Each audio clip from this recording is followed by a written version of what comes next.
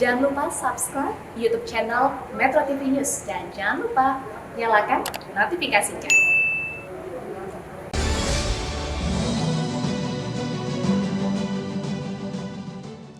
Temu lagi di Hot Room. Tadi Pak Sony yang pernah penjabat menggantikan Ahok mengatakan bahwa seorang penjabat gubernur itu tidak boleh melakukan kebijakan strategis. Harus minta izin atau yang berhak melakukan itu adalah Mendagri. Betul. Itu 6 bulan.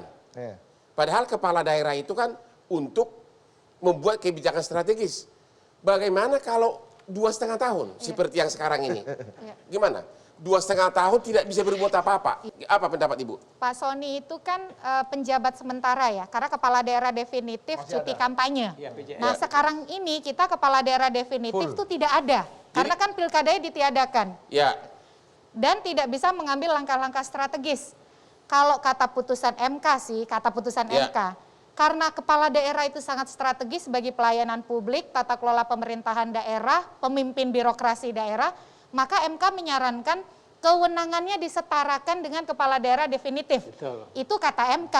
Makanya kan seharusnya supaya ini solid dibuat peraturan pelaksana. Dan belum ada mas sekarang. Tapi pemerintah kan enggan, bukan belum ada, enggan ya Prof ya, karena menganggap itu tidak wajib gitu katanya pemerintah.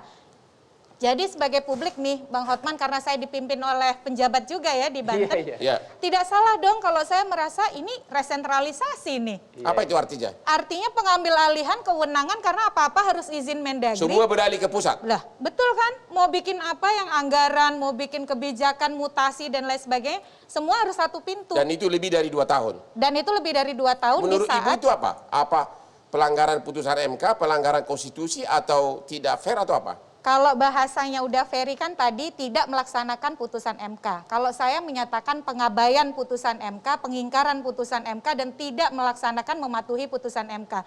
Pemerintah ini harusnya jadi contoh yang baik bagi publik soal kepatuhan pada hukum. Ya. Mengapa? Kan memang tadi ketentuan soal satu peraturan pelaksana, kewenangan penjabat yang sama dengan kepala daerah definitif, itu adanya di pertimbangan hukum. Ya. Baru di amar putusannya memang ditolak pemohonan pemohon. Tapi di pertimbangan hukum ada pesan. Pertimbangan hukumnya ada. Pertimbangan hukum itu kan pandangan-pandangan konstitusional kan? Pak Ferry, tadi Ibu Titi sama Pak Ferry mengatakan bahwa sistem penunjukan penjabat sekarang melanggar putusan MK.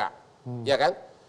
Kalau Bapak tidak setuju misalnya Gubernur Banten ya, Bapak tidak setuju, lu pengangkatannya melanggar putusan MK, ada upaya hukum nggak? Bapak bisa gugat nggak agar dicopot? Ya, jadi kalau di dalam Undang-Undang Administrasi Pemerintahan itu ada 3 hal yang perlu diperhatikan pejabat tata usaha negara, termasuk dalam hal ini Menteri Dalam Negeri. Satu, dia tidak boleh melampaui wewenangnya. Kedua, tidak boleh mencampur adukan kewenangannya. Ketiga, tidak boleh sewenang-wenang.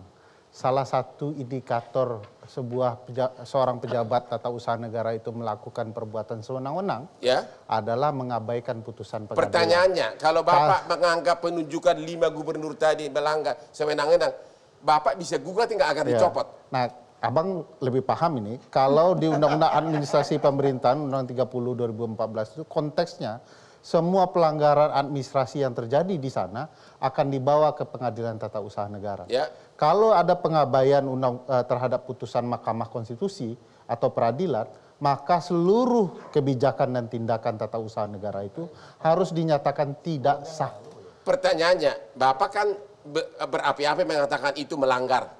Bapak kok belum bertindak secara hukum? Ya, saya mau mengatakan ini tidak sah. Maksud saya? Apakah kemudian saya boleh bertindak? 2 hal yang harus dipertimbangkan.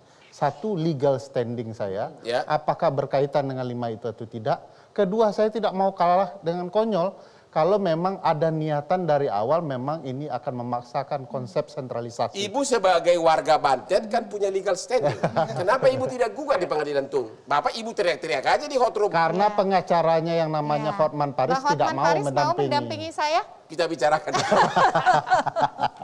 Oke, saya mau tanya soal TNI Polri. Ini juga perdebatan. Ya, boleh. Apakah TNI Polri aktif boleh nggak ditunjuk sebagai penjabat? Gini Bang, prinsipnya di dalam Undang-Undang 10 2016 itu Ya. yang boleh jadi penjabat untuk PJ Bupati Wali Kota adalah jabatan struktural ASN. Sama dengan eselon 2 lah. Ya. Kalau yang gubernur JPT Madya, Ya. sama dengan eselon 1. Nah, dengan demikian mereka yang ada di lingkungan TNI dan Polri, sepanjang mereka memegang posisi sebagai JPT Madya, JPT Pratama, di kurang lebih di Undang-Undang TNI 34, nomor 34 tahun 2004, Ya. 2004 itu ada 10 kementerian lembaga yang diberi peluang kalau orang memegang jabatan itu, dia tidak perlu copot baju Ya. tentaranya atau polisinya. Contohnya Lemhanas, Ya. ya kan. Kemudian ada berbagai macam lembaga lainnya, termasuk di Polhukam, ya. Murni dari dinas militer nggak boleh gitu. Misalnya Di dalam- dia dari Pangdam langsung dari nggak boleh. Enggak, tapi kalau dia duduk misalnya di jabatan seperti yang dipraktekkan Instansi empirik sipil. ya di Polhukam, orang Polhukam, staf ahli Ya, di oke. Polhukam. Bintang Itu boleh. bintang 2 lalu di PJ-kan Ya. seperti zaman lalu di Sulawesi Barat ya.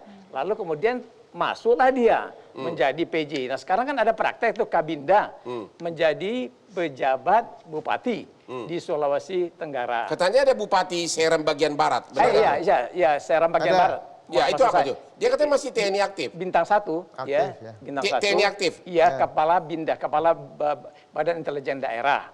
Itu tidak memenuhi syarat jadi penjabat. Kalau memakai Undang-Undang 23 2014, 2004 Undang-Undang TNI tadi, dia Badan Intelijen termasuk 10 lembaga yang dibolehkan menjabat jabatan JPT Pratama Ya. dan pakai baju tentara aktif Ya. atau polisi aktif. Jadi yang Nah, artinya dalam undang-undang legal boleh, tapi belakangan kalau saya tidak salah ada putusan MK. Ya. Nah, di putusan MK itu tegas hanya mereka boleh memegang jabatan di lingkungan posisi yang ditunjuk tadi. Misalnya di Binda ya di Binda saja. Kalau dia pindah ke jabatan struktural ASN yang dilakukan seleksi dengan secara pembentukan kompetitif Ya. dan terbuka, itu putusan MK tidak membolehkan. putusan MK tidak boleh kan? Nah, jadi artinya ini sekarang kalau merujuk putusan MK itu sebetulnya melanggar putusan MK. Oke. Saya boleh respon itu dulu, Pak? Oke, sambil juga jawab. Ya. Berarti sistem sekarang yang bisa penjabat lebih dari 2 tahun, menurut Bapak ini menguntungkan Pak Jokowi dan Kemendagri atau menguntungkan siapa? Ya. Sebelum menjawab itu, Ya. karena yang tadi juga cukup seksi menurut saya, Ya. di pasal 30 Undang-Undang Dasar 1945, Ya. tugas dari TNI dan kepolisian 2 hal saja, pertahanan dan keamanan. Kalau kita memerintahkan TNI dan kepolisian untuk menjadi kepala daerah, sudah kena kita di aspek kompetensi dan profesionalitas.